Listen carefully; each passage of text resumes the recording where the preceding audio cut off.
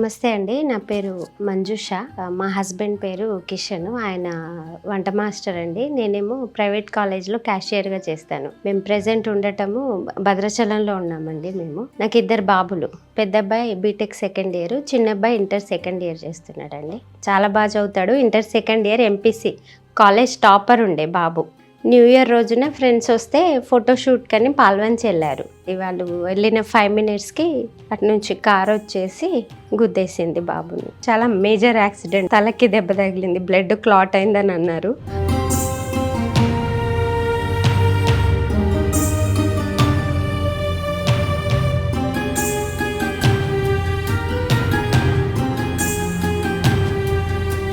కొత్తగూడెంలో కార్తికేయ హాస్పిటల్లో జాయిన్ చేశాము. చాలా సీరియస్గా ఉందమ్మా, తొందరగా హైదరాబాద్ తీసుకెళ్తే ఏమన్నా ఛాన్సెస్ ఉన్నాయని చెప్పారు. ఆ టైంలో ₹1 కూడా లేదు సార్. కిమ్స్కి వెళ్ళాం. ఇంకా అక్కడికి వెళ్ళాక కూడా వాళ్ళు అమౌంట్ పే చేయాలమ్మా అది ఇది అని అన్నారు. ఫోర్ హెడ్ దగ్గర పగిలింది, తల ఇక్కడ కూడా దెబ్బ తగిలింది, బ్లడ్ క్లాట్ అయిందని అన్నారు సార్.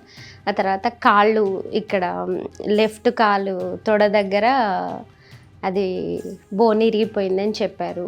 మళ్ళీ రైట్ యాంకిల్ దగ్గర కూడా చిన్నగా కొంచెం జరిగింది బోన్ అని చెప్పారు సార్. 2 పళ్ళు ఇరిగిపోయాయి సార్. మేము మంత్లీ వచ్చే ఇన్కమ్ తోటి వాళ్ళ చదువులు, వాళ్ళ ఫీజులు, మా ఇంటి రెంటు, మా వరకు మేము తీసుకొని వచ్చేవాళ్ళం సార్. సడన్గా ఈ సిచ్యువేషన్ జరిగింది. మా దగ్గర ₹1 కానీ బంగారం కానీ ఏం లేకుండే సార్ మా దగ్గర. ఇంకా ఇంటి దగ్గర వాళ్ళు కొంత హెల్ప్ చేసి అప్పటికి ఒక 50,000 కట్టాం సార్ హాస్పిటల్లో. ఆస్తులు అంతస్తులు లాంటివి కూడా ఏమీ లేవు సార్. చేసుకొని బతికే వాళ్ళం మేము అంతే. డైలీ 1 lakh అవుతుంది అని అంటే అసలు మా పరిస్థితి ఎవరికి రాకూడదు సార్. ఆ సిచ్యువేషన్లో ఏమీ తోచేది కాదు అసలు.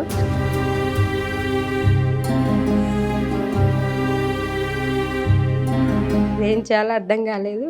మా ఫ్రెండ్ ద్వారా నాకు విషన్ ఫౌండేషన్ ఉంది, శిల్ప మేడం గురించి చెప్పారు. వెంటనే కాల్ చేయండి అమ్మా, రెస్పాండ్ అవుతారు ఏ టైంలో అన్న అంటే కాల్ చేశాను మేడంకి. ఆ మేడం 5 lakhs హెల్ప్ చేసిన తర్వాతనే బాబుకి ఆ సర్జరీ కానివ్వండి, ఆ లెగ్స్కి రాడ్స్ వేయడం కానివ్వండి, వాడి సిచ్యువేషన్ క్రిటికల్ నుంచి కొంచెం బెటర్ సిచ్యువేషన్లోకి వచ్చారు.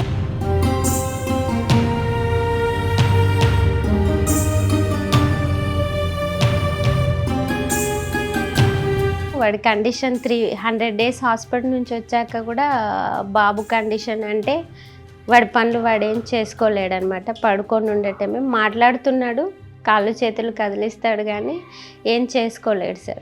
చాలా క్రిటికల్గా ఉండే.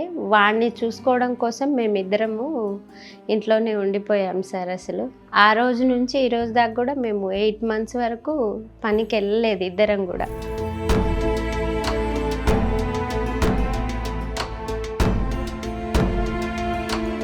ఇప్పుడు మాకంటూ ఏమీ లేదు సార్. నెక్స్ట్ బాబుకి ఇప్పుడు కళ్ళు కూడా కనిపించట్లేదు. నెక్స్ట్ వాడి ఫ్యూచర్ ఏంటి, ఏమవుతుంది, వాడి కళలు. ఒక చిన్న ఇన్సిడెంట్ మా జీవితాలను మార్చేసింది సార్. విషన్ ఫౌండేషన్ వాళ్ళకి నా తరపున ధన్యవాదాలు తెలుపుతున్నాను సార్. ఎందుకంటే ఆ టైంలో మా దగ్గర ₹1 కూడా లేకుండే అసలు. ఆ సిచ్యువేషన్లో బాబు బతుకుతాడన్న హోప్స్ కూడా లేదు.